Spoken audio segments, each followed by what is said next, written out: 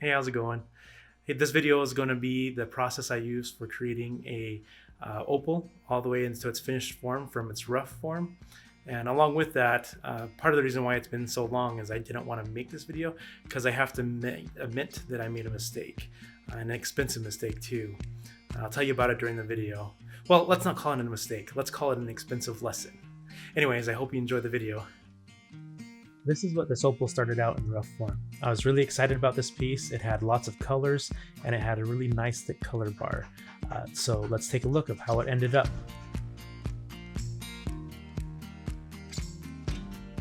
The first thing I do is clean up the stone. This means exposing more of the color as well as removing excess material such as potch or matrix or just rock material.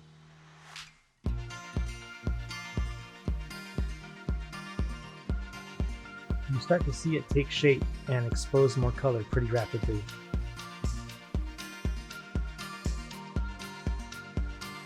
As I get closer to the shape and color I want, I use higher grit so that it takes off less material. That way you don't take off too much.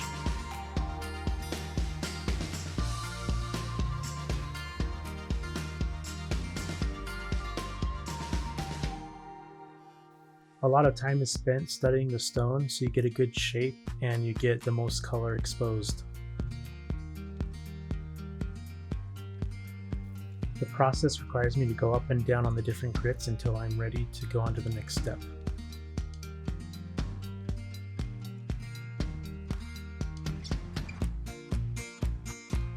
Once you have the shape where you want it, you go ahead and put it on the dopstick so you can work on the top.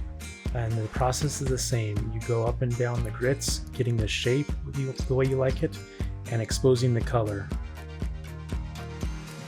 Once I'm happy with the shape and the color, I go ahead and finish polishing it with the last wheels and the very last disc. From start to finish, this one took me about an hour. I'll get faster as I get more practice. This is the finished stone.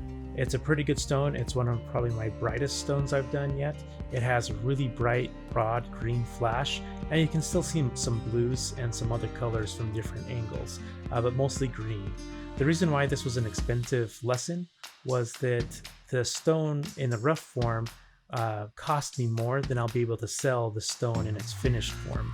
So it's basically a lesson of being a little bit more careful when I'm buying rough, so that I can ensure that I at least get my money back out of it once it's done. But overall, I'm still happy with it, and it's a good lesson that I learned. But the next step is to figure out what to do with it.